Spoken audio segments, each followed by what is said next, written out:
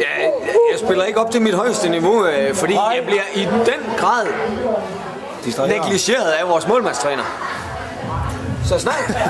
Så snart der er en lille smule antegning til en dag inde i vores pavillon, så er han væk.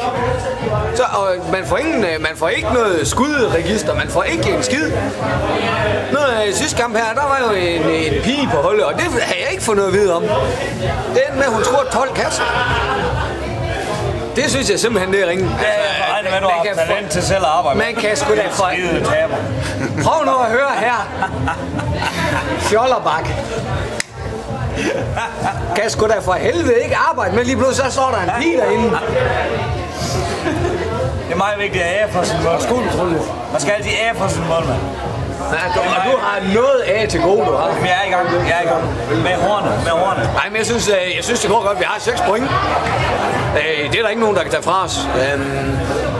Vi ligger rent faktisk til at komme i finalen i morgen. Jeg kan allerede smage rødhuspandekageren.